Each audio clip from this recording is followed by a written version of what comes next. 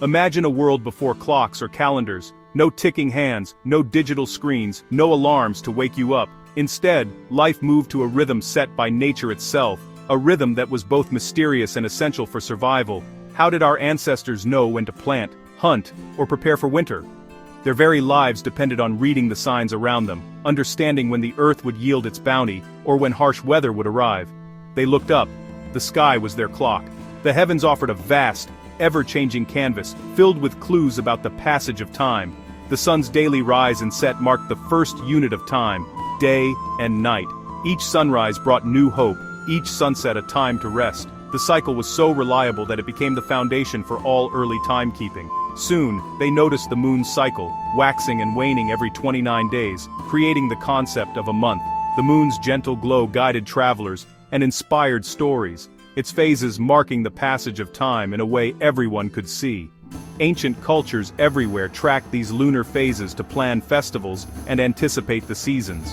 Rituals and celebrations were often timed to the full moon or the new moon, weaving the sky's rhythms into the fabric of daily life. The stars told an even grander story.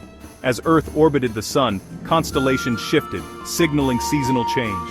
These patterns became celestial calendars, helping people predict when to sow, when to harvest, and when to prepare for journeys. For Egyptians, the rising of Sirius meant the Nile would soon flood, time to prepare the fields.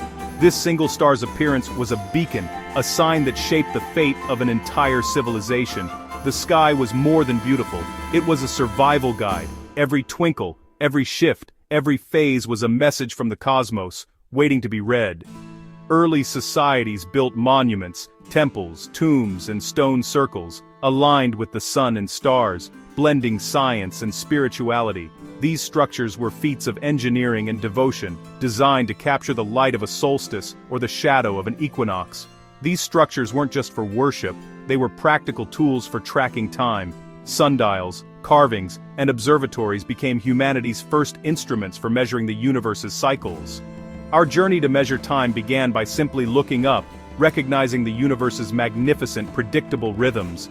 Each generation passed down this knowledge, refining it, building on it, and sharing it with those who came after. We are beings of stardust, living by the cosmic clockwork above. Even today, as we glance at our watches or check our phones, we are still guided by the ancient dance of sun, moon, and stars, a timeless connection to the universe that shaped us. As civilizations advanced, they needed to divide the day more precisely. The sundial was born, using a stick's shadow to track the sun's movement. Egyptians built the first sundials, and later, massive obelisks served as public clocks. The Romans even imported Egyptian obelisks to mark time in their cities.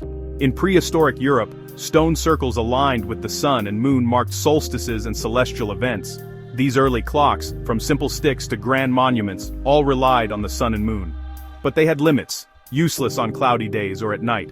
This challenge pushed humanity to invent new ways to measure time, indoors and in darkness. The quest for timekeeping was just beginning. Our need for precision would soon spark even greater innovations. Why 60 seconds in a minute, 60 minutes in an hour? Thank the Sumerians and their base 60 or sexagesimal system. 60 is easily divisible by 1, 2, 3, 4, 5, 6, 10, 12, 15, 20, and 30, making fractions simple. They may have counted to 60 using their fingers. 12 segments on one hand, 5 fingers on the other. This system spread to the Babylonians, Greeks, and beyond, shaping geometry, astronomy, and the division of the day. Early clockmakers naturally adopted it, dividing hours and minutes into 60s. Every glance at your watch connects you to a 5,000-year-old tradition. The ancient world's math still ticks in every second. Sundials, humanity's earliest clocks, were beautiful in sunlight but utterly useless at night or when clouds gathered overhead. As soon as darkness fell or storms rolled in, people lost their sense of time, unable to track the hours. This challenge pushed civilizations to seek new ways to measure time, even when the sun was hidden. The Egyptians responded with ingenuity, inventing the water clock. By letting water drip at a steady rate from a marked bowl, they could measure hours regardless of sunlight. These devices, called clepsydras, became essential for priests, astronomers, and anyone who needed to keep track of time after dark. The Greeks took the water clock further, Ctesibius, a brilliant inventor, designed a version with a float and pointer, making it far more accurate. This allowed for more precise timekeeping, which was crucial for courts, public events, and scientific experiments. Meanwhile, in Asia, people turned to fire. Candle clocks burned at a predictable rate, their wax marked with lines to show the passing hours. Incense clocks, on the other hand, released fragrant smoke as they burned, sometimes even triggering chimes or bells to signal the time. In China and Japan, incense clocks evolved into some of the world's first alarm clocks. Weighted threads would break as the incense burned, dropping small objects or ringing bells to alert people, an early form of a wake-up call. Japanese geishas famously used incense clocks to time their appointments and bill clients, a practice that continued well into the 20th century, blending tradition with practicality. These ingenious inventions allowed people to measure time indoors, whether it was day or night, rain or shine. For the first time, timekeeping was no longer at the mercy of the weather or the sun's position. Water, fire, and scent became humanity's new timekeepers, each method reflecting the creativity and needs of different cultures. The quest to conquer darkness and uncertainty drove innovation across continents. Ideas and inventions traveled along trade routes, inspiring new solutions wherever people struggled to measure the hours after sunset. For the first time, time was no longer bound to the sun. People could organize their lives, work, and rituals even in the deepest night.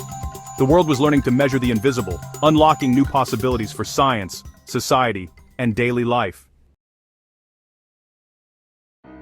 Medieval monks needed reliable clocks to keep their strict prayer schedules. Water clocks froze, candles burned out, so they built mechanical clocks powered by falling weights and gears. The escapement mechanism created the first tick-tock, regulating time automatically.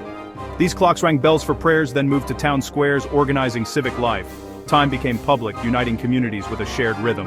In 1656, Christian Huygens invented the pendulum clock, boosting accuracy from minutes to seconds per day. He also created the balance spring, making portable pocket watches possible. Mechanical clocks transformed society, work, and personal life. The march of time was now measured, shared, and portable. The world was ticking together. The age of mechanical marvels had begun. For centuries, gears and springs ruled timekeeping, but they had limits, affected by temperature, gravity, and wear. Enter quartz, a crystal that vibrates at a precise frequency when electrified. The piezoelectric effect made quartz the new pendulum. A battery sends electricity to a quartz crystal, which vibrates 32,668 times per second. A microchip counts these vibrations, marking each second with unmatched accuracy. Quartz watches were cheap, reliable, and precise, gaining or losing only a few seconds per month. Timekeeping became accessible to all, from wristwatches to kitchen clocks. The silent pulse of quartz now sets the rhythm of modern life. Quartz clocks are precise but not perfect.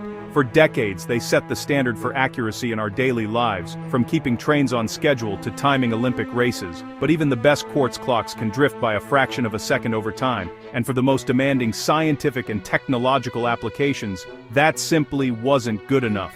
For science and technology, we needed something even more stable. The quest for ultimate precision led researchers to look beyond mechanical and electronic devices, searching for a natural process that never wavers.